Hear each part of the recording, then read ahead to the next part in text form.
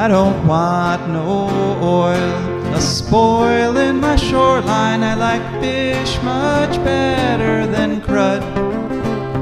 I like birds and things creeping and crawling. Won't trade no more oil for blood. The sun done give us all we need to make this country run. But that black demon oil's got us fussing and fighting, and I do believe it's time we was done. I don't want them nukes run by them kooks who think radioactivity is fun. No more three-headed frogs or kids with leukemia. Nuclear power ain't fit for a dog. The sun done give us all we need to make this country run. But that nuclear power's got us fussing and fighting, and I do believe it's time we was done. No nukes! Good morning, Toledo, and good afternoon, Columbus, and hello to those of you listening on the internet, wherever and whenever you are. My name is Joe DeMare, and I'm here with my fantabulous co-host, Rebecca Wood, and you're technically not here with me. That's true. We're technically in other places. I am broadcasting, from my home via Clean Feed, as is Rebecca, because you may have noticed that I've suddenly become a baritone. I have something of a head cold. It's not COVID, according to the tests, but I still didn't want to subject my co-hosts to the germs that I am carrying. So I'm grateful that we have this, this option of going Clean Feed. And I'm also grateful because this is the 200th episode of For a Green Future. Josh, what do the crowds think about that? We had a It's too early in the morning. They just want to sit there. Up there, but apparently there was some sort of technical difficulty. Anyway, the crowds are overwhelmingly approving. Yeah, they're stunned into silence by the excitement of this news. So anyway, For Green Future is a show where we talk about ecology and the environment. We talk about them in the ways that it affects you, your wealth, your health, your happiness, and the wealth and health and happiness of your friends and your family and your co-workers and the trees and the grass and the birds and the bees and pretty much everybody and everything, because we, like it or not, are all tied up together here in this wonderful planet called Earth. And we have a wonderful show lined up for you today. Since this is our Thanksgiving episode, as well as our 200th episode, we have a special guest calling in. Philip Yenyo of the Ohio American Indian Movement will be joining us in what has become a Thanksgiving tradition to talk about Thanksgiving and various other issues. He'll be calling in about quarter after. Up till then, we're going to just talk about some general things that I've noticed during this past week, some general ecological topics. And another nice thing about doing this from home is that our text lines are open. And so you can text at 419-973-5841. That's 419-973-5841 at any time during this hour. And, of course, you can call in also at 877-909-1007. And I also want to say that one of the things we're thankful for, I was listening to Mick's show before ours, and I'm very grateful that Mick Gonzalez always gives us a nice, promo there on his show. I really appreciate that on the cheap seats, mentioning that we're coming up, so that's nice. So after we hear from Philip Yenyo, we will then hear from our advertisers and patrons, fantastic people and organizations. And then, Rebecca, what will you be talking to us about this week? Well, it's a little on the nose, but cranberries. Cranberries. Okay, cool. That is appropriate.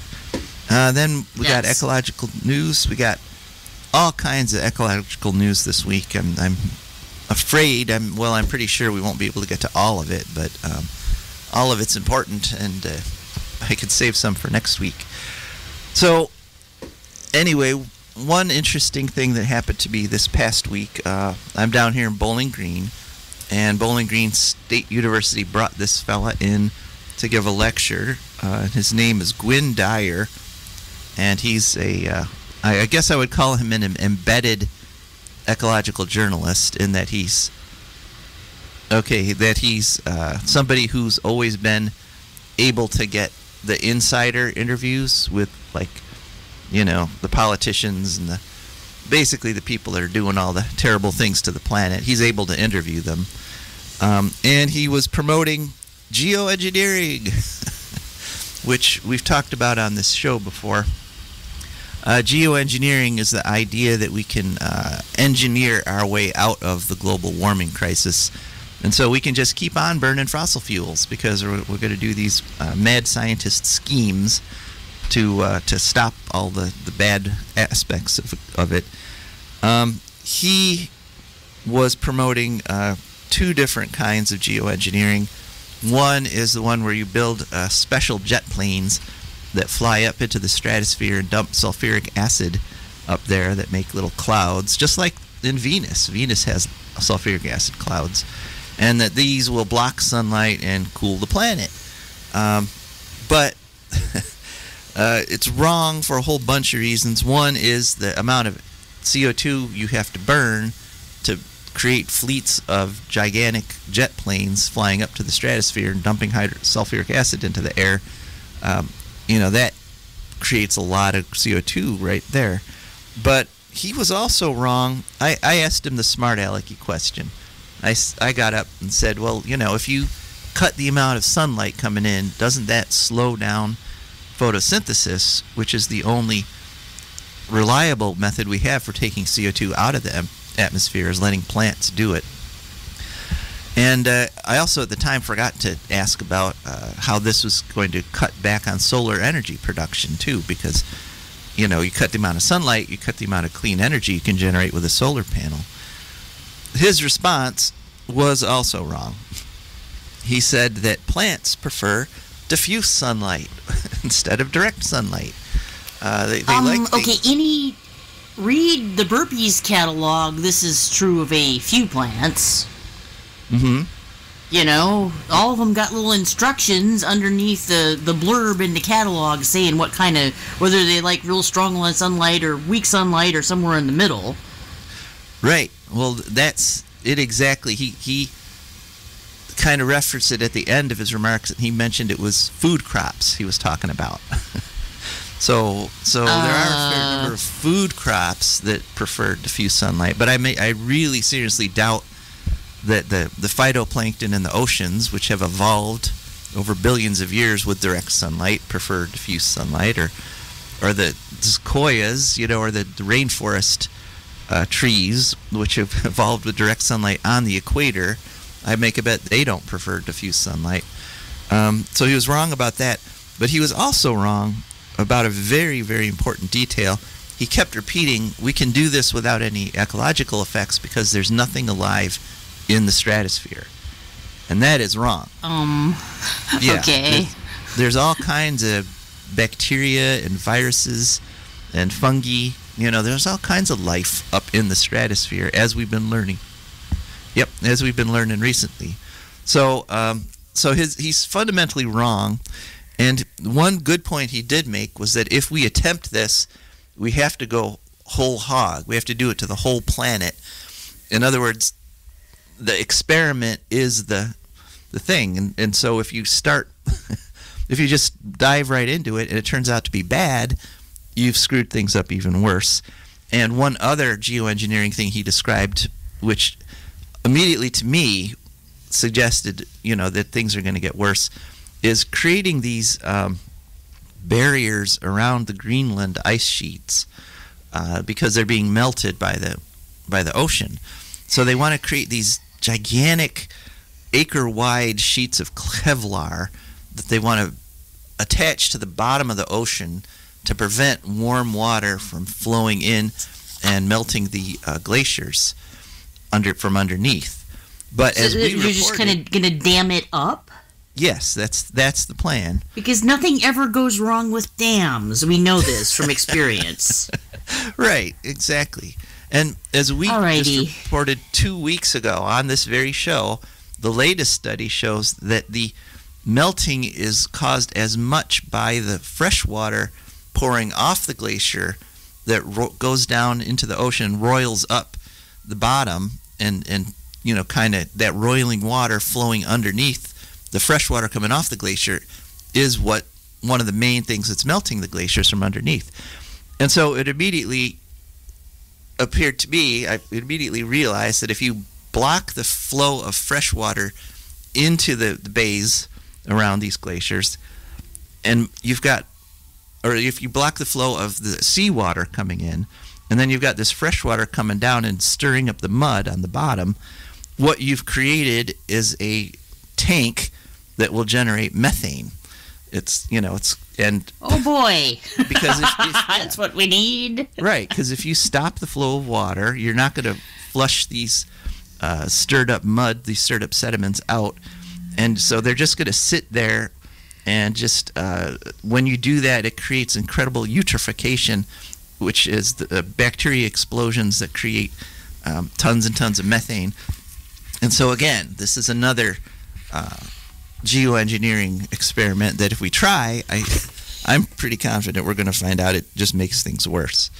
So I wanted to talk a little bit about that, and then, but I can contrast that with another event that I went to at BGSU this past week. I got to see a fella named Anand Patwardhan. He's from India, and he's a filmmaker, and he's made a number of films. The most famous of which we watched that night.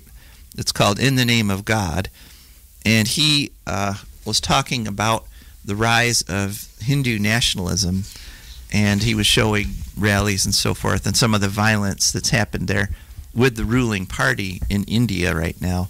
And it's really scary because you could just sort of substitute a certain ex-president in with the politicians we were seeing, and I was like, the same kinds of things were being said, the same cadences. And he reminded me, he's also done movies on, he's got one called Reason, which contrasts the people in India who are using religious fundamentalism to produce to push their political agenda. Again, and I was hearing things in that movie that are just, echo almost word for word for what we hear around here. And he's got one called War and Peace that looks at the nuclear weapons situation between India and Pakistan. And in that one, he also examines nuclear power somewhat. And that reminded me of the Kunda Kalam nuclear plant in India, where the local people who were 100% opposed to that. The people who lived in the village called Tirunelavi, they're all fishermen, and they were afraid that the nuke plant going in would destroy the fishery. And so what happened is they had a bunch of protests, and the government of India just basically broke them up by shooting everybody. They just went in with guns and drove them into the ocean and shot them, and then went ahead and built their nuclear plant. And this was about 10 years ago all this happened. It was 2011. And so what has happened since then, there's still around 9,000 citizens in that village who have sedition charges against them, so they could at any time be tossed into jail. And the fishermen are reporting that, in fact, the fishery has collapsed, that they're harvesting much less. They're harvesting like a fifth of the fish that they got before, because the hot water from the nuclear plant kills the fish. And the government claims it doesn't, but we know nuclear plants everywhere else in the world that dump hot water into their waterways kill millions and millions of fish. And so why should the hot water from Kunda Kulum be any different? Answer is it's not. Well, maybe the fish just have a suicide cult. Yeah, That's maybe they're probably just it. so depressed by the whole thing, they're just like throwing themselves Yeah. into the hot water. I That don't must know. be it. I don't know. Yeah, but so anyway, those were some of the things that happened to me this past week that I wanted to talk with you folks about. And just one good thing, one really great thing that happened on Friday, I got to interview Dr. Helen Caldecott. She's been a guest on the show before, and she's re-releasing her movie that she made 40 years ago called If You Love This Planet. And so we talked about that, and I have that interview recorded, and that's going to be she's going to be our guest next week. But this week I'm very grateful for the guests that we do have, and that is Philip Yenyo. Philip, are you with us? Yes, I am. Hey, Philip, great to hear from you. It's great to be on the show again this year. Yeah, it has become something of a tradition, hasn't it? Oh, yeah. Yeah. Yeah, and we actually kind of had a few adventures ourselves there this past year that I'm kind of grateful for. We kept trying to go to the Cleveland Guardians games. Yeah, that was fun. Yeah. Well, at least we got inside the building this time, you know. Yeah, we kept getting closer. But we never actually got to see a game. So No.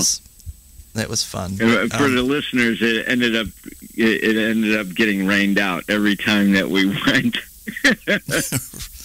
Right, yeah. So, but it was still fun. I had a good time over there in Cleveland. So, I'm calling, of course, we're talking today because this Thursday is Thanksgiving. And Yep. I just kind of like to talk to you about the role of thankfulness in Native American culture. Could you talk a little bit about that? Yeah, it's for our people and our culture. It's not a 1 day a year situation. We are grateful for all kinds of things every single day. Like this morning, I woke up, and before my feet hit the bed, I thank Great Spirit for giving me another day to walk upon Unchimaka, Mother Earth. And it's a privilege that we're given every single day. So for me, it's an everyday thing. Right. Yeah. And I know it's like that for a lot of people, a lot of Native people. Right. I mean, it's kind of a breakthrough that Western culture, the U.S. culture, has actually sort of taken at least a day, because our culture doesn't really emphasize thankfulness that much. It's more on, the focus is more on sort of working hard and fighting the world and tearing what you need away from the wilderness and the world, and it's not that healthy an attitude. No, I think also it makes you more aware, and it makes you more humble.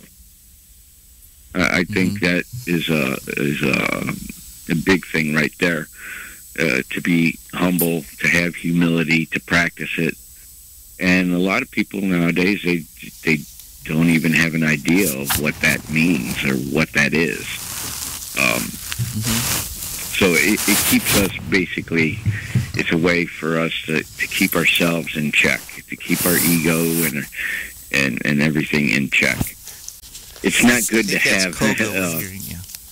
Yeah, it's not good to have The beast has wakened. Sorry. An overactive ego.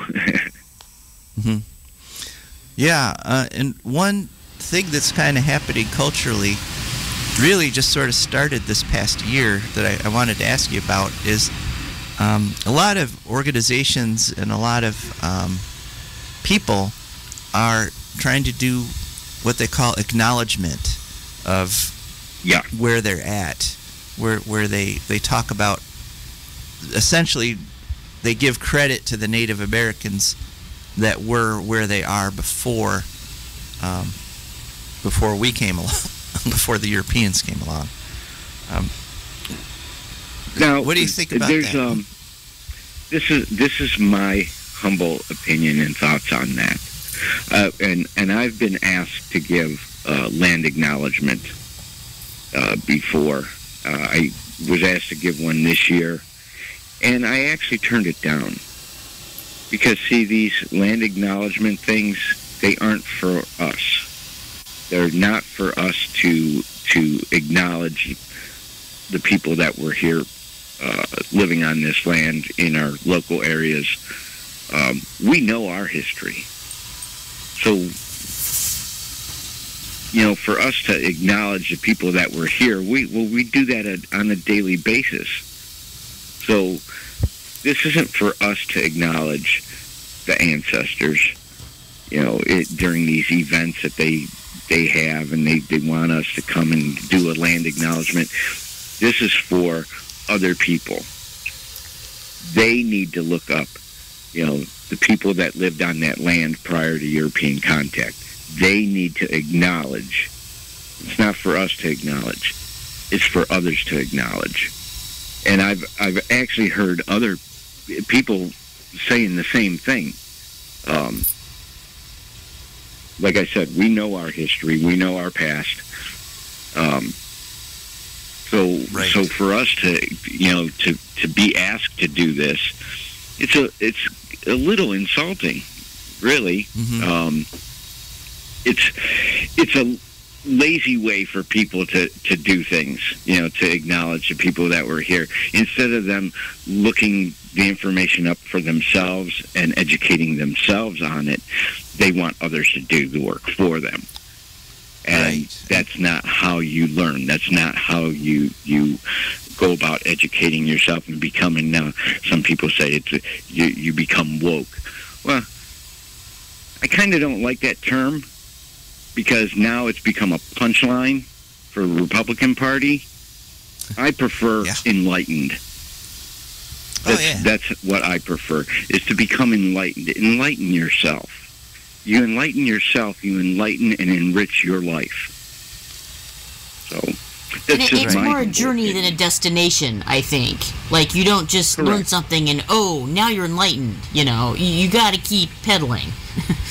Yeah, absolutely.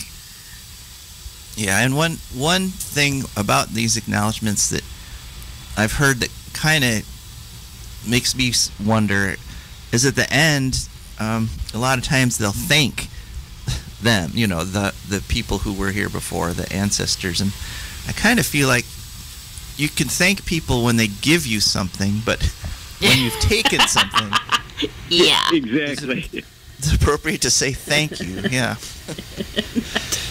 Yeah, thank you for being here so that we could steal something from you. Sounds like that a little bit to me, so...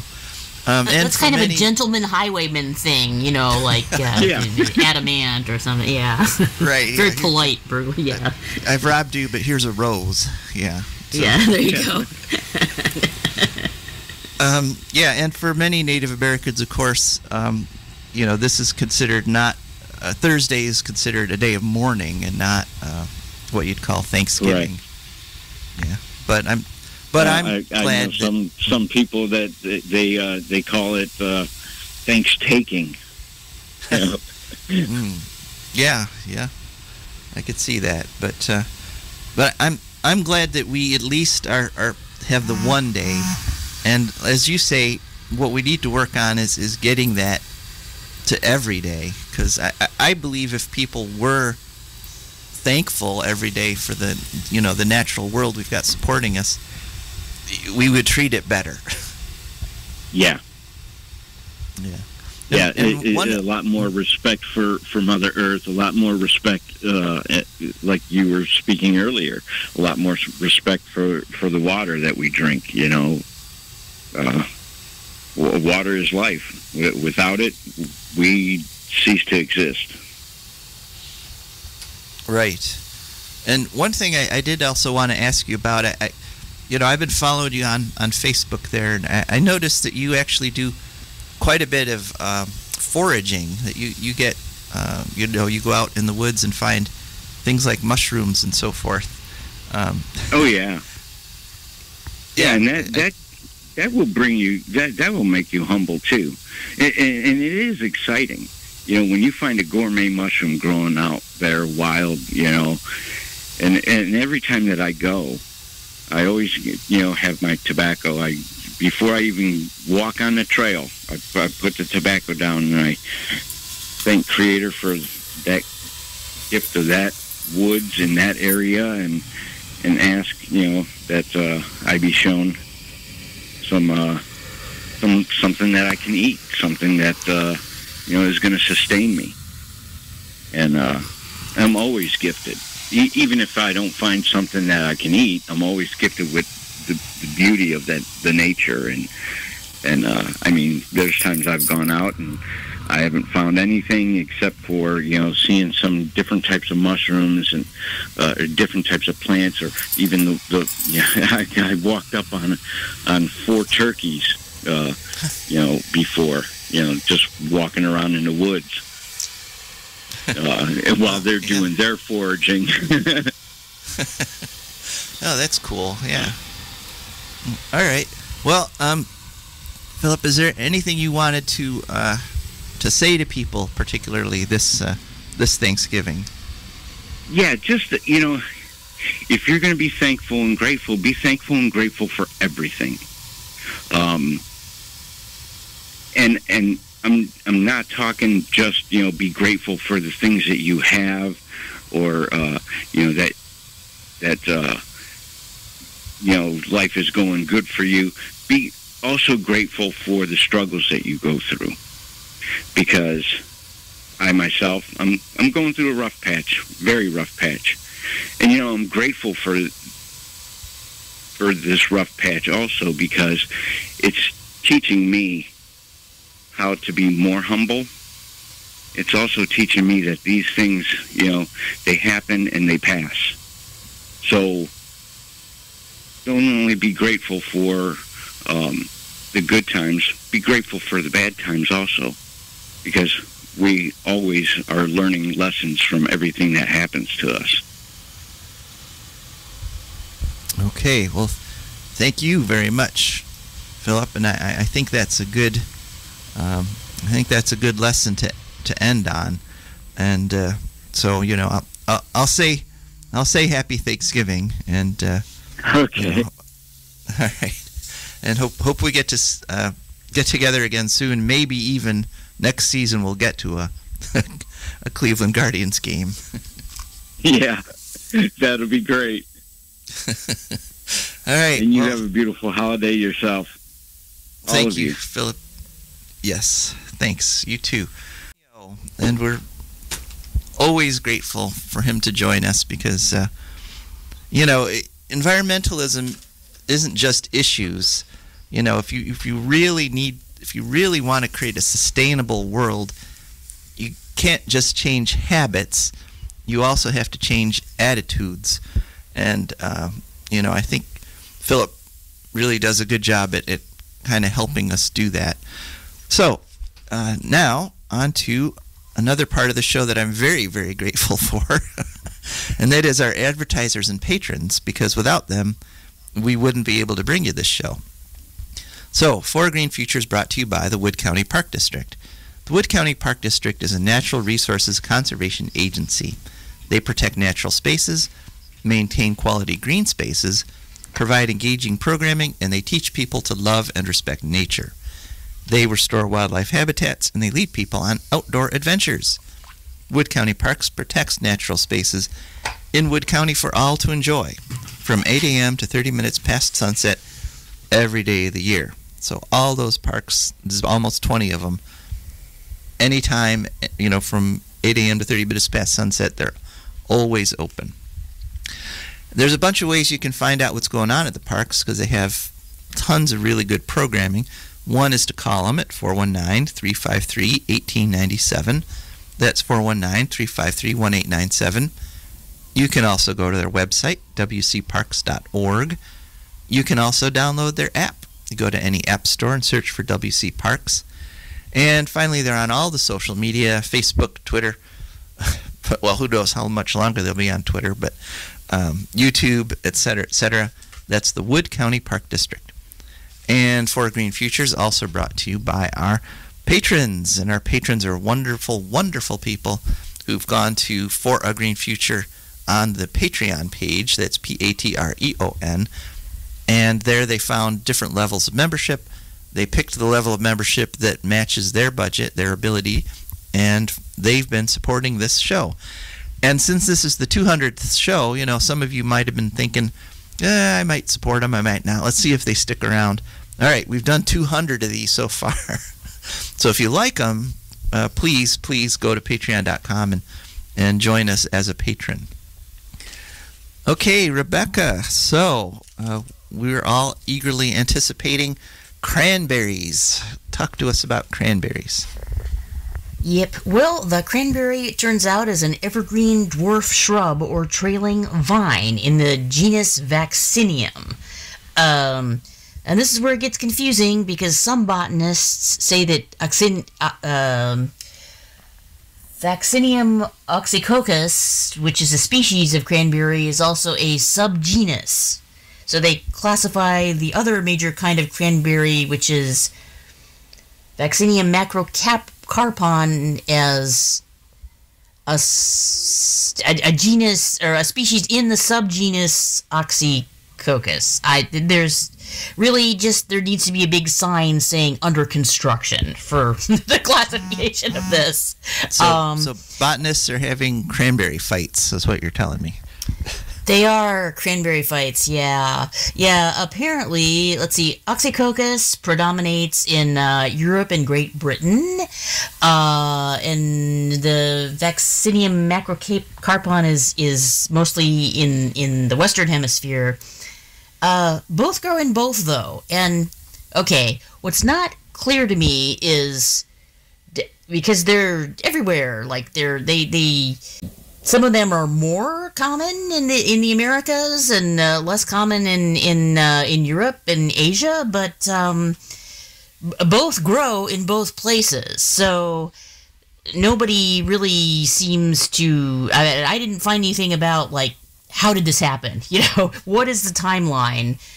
Did they spread around, both of them, as a result of the Columbian Exchange, or were they already in both places? You know, and maybe just Europeans like the other kind better. I do not know. But yeah, okay. Oxycoccus is mostly in the U.S., Canada, and Chile. Well, it's cultivated in the U.S., Canada, and Chile. And it likes cool acidic bogs. Both of them do, I believe. Generally speaking, cranberries, evergreen leaves, dark pink flowers. U.S., Canada, and Chile account for 97% of the world production. Most go in jams, juice, sauce, and sweetened dried cranberries, which is because they're very acidic. They have a very acidic taste, so they have a sweetness, but you pretty much gotta add sugar, which is my beef with them, you know?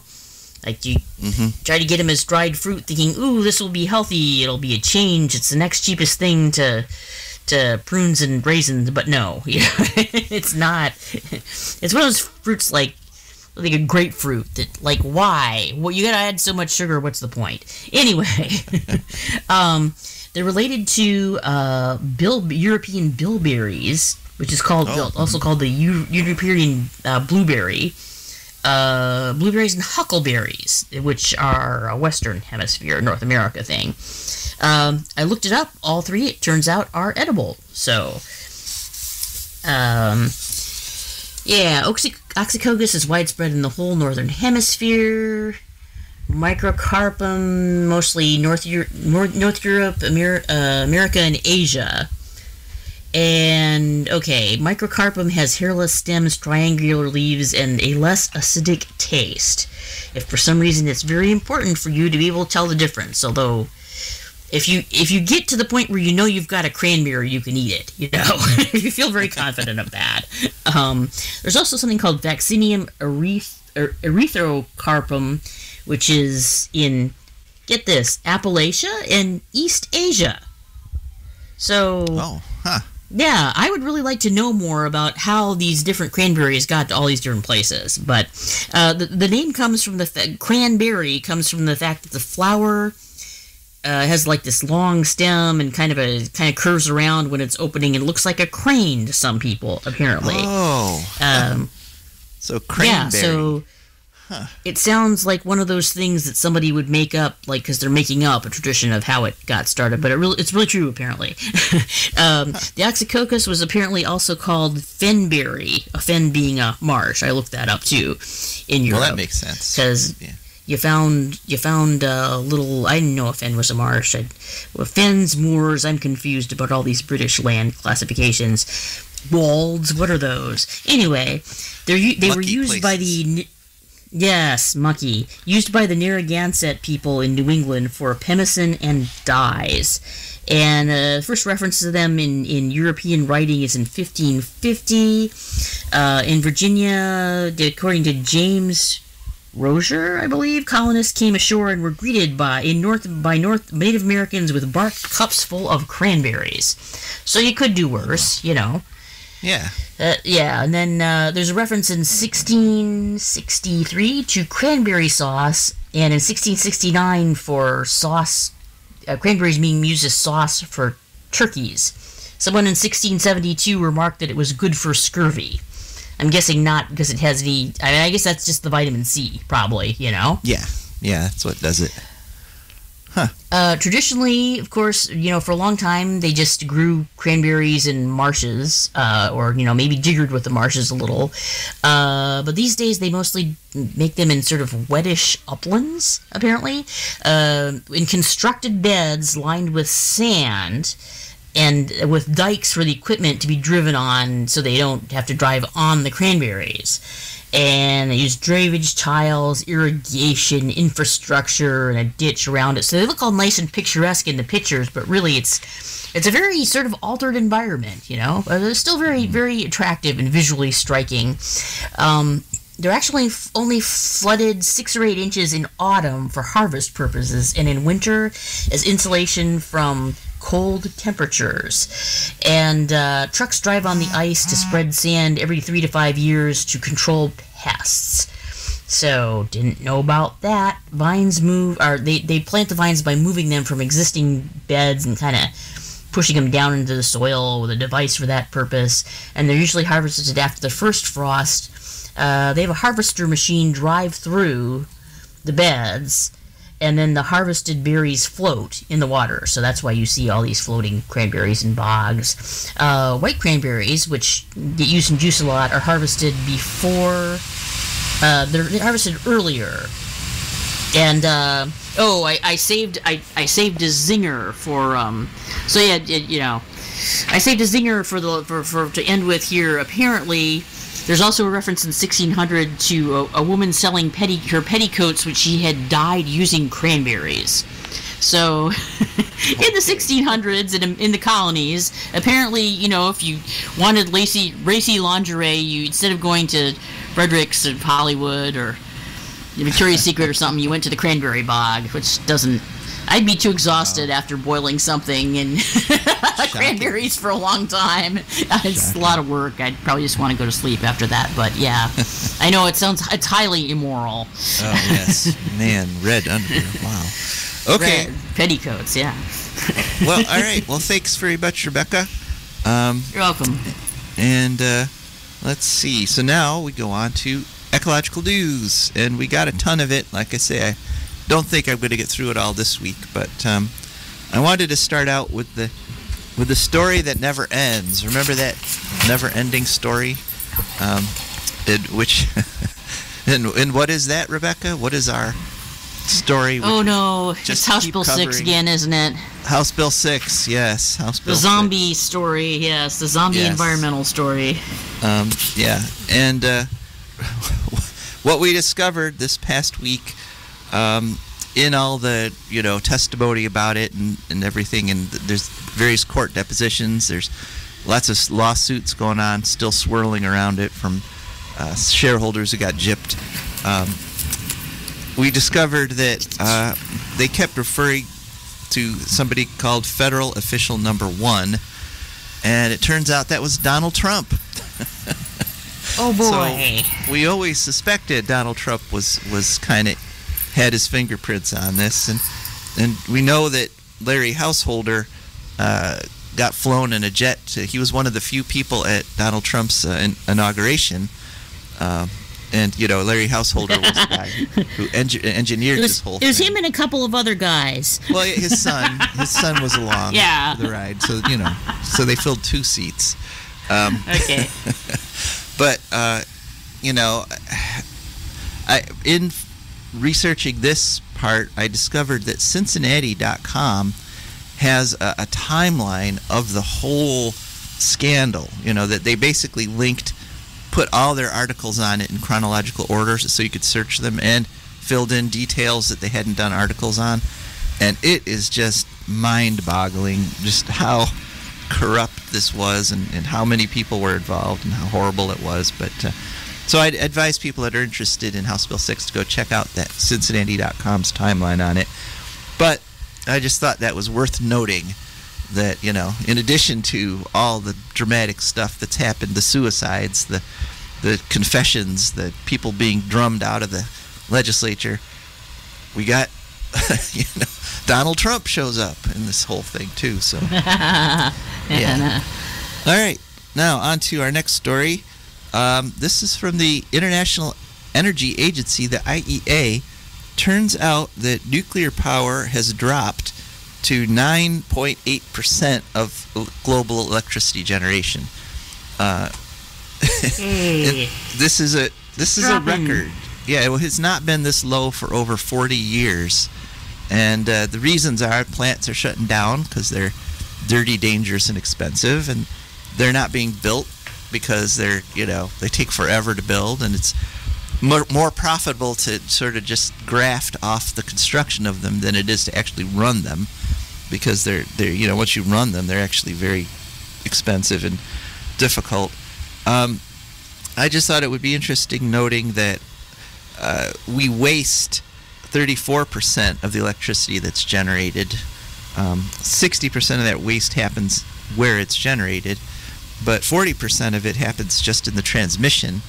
And my solar panels on my house, they don't waste any electricity in transmission, because I use it, and then it goes to my next door neighbors and they use it, and so that 40% of the energy that's lost taking the power from these big, huge, nasty nuclear plants and getting it out to you, that 40% doesn't get wasted. So it's just interesting to me that now we waste 3 times as much electricity as the nukes generate.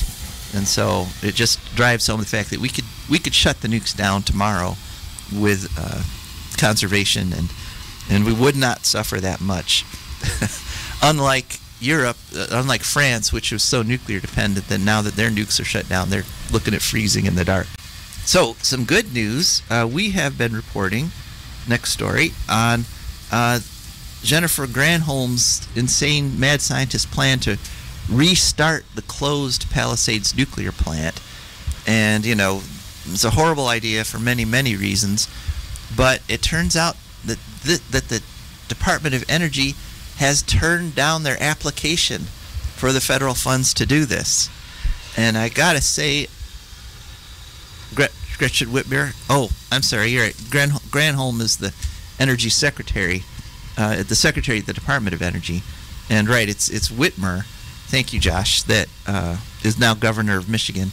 So Whitmer colluded with Holtec to put in the application, promising state funds to supplement the federal funds, but the NRC, or the Energy Department, turned down the whole thing, which is wonderful, because it was not really practical, because the plant was shut down because the innards have been pretty much destroyed by the radiation by years of use and temperature shifts, and it's embrittled. It's everything inside is ready to crack and leak, and so they were talking about a complete overhaul of the entire plant to start it up again. Ridiculous. And the $6 billion, which is set aside in this fund they applied for, would not even begin to do it. So I think that's why the Energy Department refused it. But whatever reason, we're happy. Okay, next story, our fourth story. COP27. So many reasons it's hard to pick one. Yeah. Yeah, it is. COP27 is over, the conference of parties talking about global warming. And this year's conference was dominated by the fact that a lot of the countries that are suffering the most from global warming are the countries that have contributed the least. Literally, a lot of countries that put the least amount of CO2 in the atmosphere over the past 100 years are suffering some of the worst droughts and worst floods and highest temperatures. And so the big push this year was for what they call loss and damage funding. That is, get the rich countries that have profited off of creating the global warming problem to give money to the countries that are suffering from it. And that got approved in principle there. And some countries are saying they're going to do that. I kind of have a little bit of mixed feelings about it because we're still not stopping. The global CO2 emissions are still increasing, but now we're going to pay off some countries to not feel so bad about it. It kind of reminds me of renewable energy credits or the movie Erin Brockovich. You'd think as an environmentalist I'd love that movie, but actually what that movie did was they had these poor people that were poisoned by Pacific Gas and Electric, and they sued and they won. And the big victory at the end of the movie is they get all these great big huge settlement checks. But that doesn't remove the toxins from the environment. It doesn't heal the people that were made sick because of PG&E's putting of toxic chemicals into the environment. Money is the money is nice, but it didn't really fix the problem. And so I think might be kind of where COP is drifting to, because one good thing, there was a push by the oil companies to the Paris Agreement says we're going to try to hold global warming to 1.5 degrees centigrade, which is still borderline catastrophic. But the oil companies wanted us to go up to 2.5 degrees centigrade, which all the scientists agree that would mean societal collapse.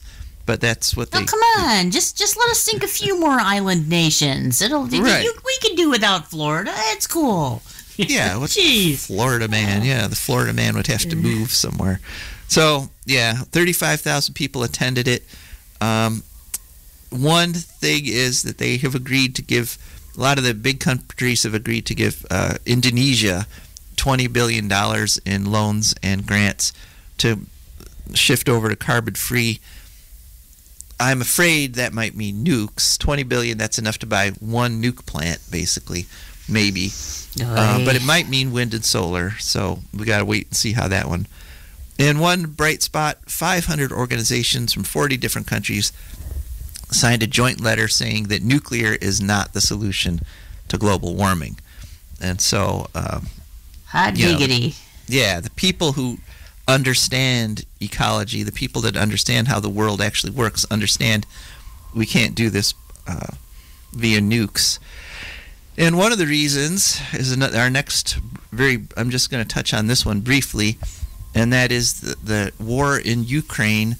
The Russians have targeted the electrical grid, which means that over and over again, these nuclear plants have to shift over to their backup diesel generators because without electricity coming in from the grid, they are in danger of losing their cooling water flow and then melting down and exploding.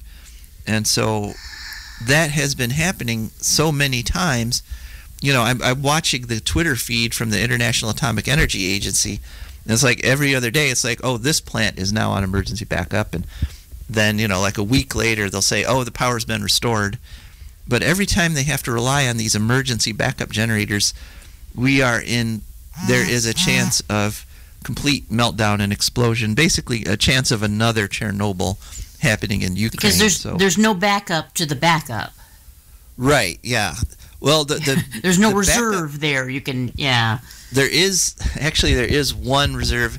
It's they do have, in addition to the diesel, they've got battery, but the battery backup for a nuclear power plant only lasts about 4 to 8 hours.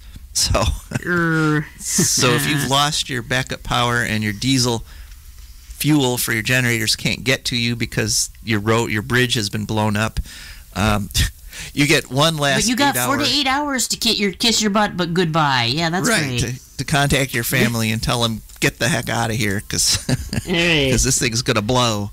So yeah. So over to the next story. There is a huge methane leak happening right now in Cambria County, Pennsylvania. It's a what they call a well storage field, and it's owned by a company called Equitrans. And what this is a place where they took out all the methane, and now what they use it for, they pump methane back in to store it for like the winter and to sell later on. And they store it at incredible pressures. In fact, it's 3,000 pounds per square inch pressure.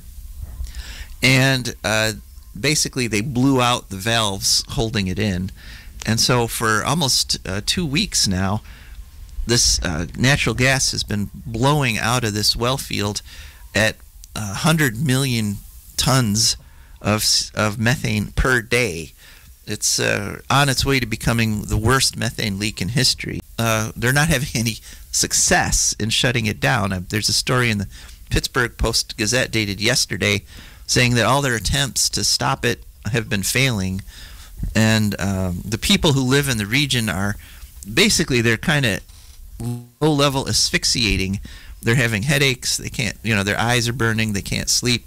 The noise apparently is incredible because it sounds like a rocket taking off 24 hours a day as all this methane blasts out. And so just another reminder that methane is not a clean fuel and not a bridge to a clean environment. To build the bridge, you need wind and solar and geothermal. Okay, racing along. Next story, bird flu.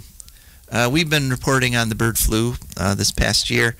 So far, it's the worst bird flu outbreak in history. 50 million birds in poultry plants. So we're talking chickens and turkeys and critters that we grow for food. 50 million of them have died so far this year. And interestingly, just sort of a testament to how monopolized and how industrialized our food production is, that is based just on 32 farms. So 32 farms have killed 50 million birds this year because of bird flu. And of course, it's also sweeping through the wild population of birds, and even it's being transmitted increasingly to mammals and to other animals. And so bad year for bird flu. And again, this is another thing. It's worsened by global warming. We've known disease transmission increases with warming temperatures. So let's hope that burns itself out soon, because we are having no success in trying to deal with it. Okay, another little bit of nuclear news. We got just 2 minutes left. So still time for a text or even a call if you want to talk fast. At 419-973-5841 for texting, or 877-909-1007 for calling. Utah committed to buying a whole bunch of new-scale small modular reactors. And what just got announced this past week is NuScale said, whoopsie, we underestimated the cost by basically about half, or by double. So in other words, they were saying we could provide electricity at 5.8 cents per kilowatt hour, which is roughly double what wind or solar costs. So they were saying, oh, we're only double wind and solar. And now they're saying, oh, well, actually, it looks like it's going to cost 10 cents a kilowatt hour, which means it's triple, or quintuple wind and solar. And this is before the plants are even begun. There's no construction. There's no approved plan for building them, but they're already doubling and tripling their estimates of costs. So that's typical of the nuclear industry. That's it for this week. And most of all, I want to say I'm thankful for all of you for listening and sticking with us for these 200 episodes. This is Joe DeMare. And Rebecca Wood. And we are signing off. I don't want them nukes run by them kooks who think radioactivity is fun. No more three-headed frogs or kids with leukemia. Nuclear power ain't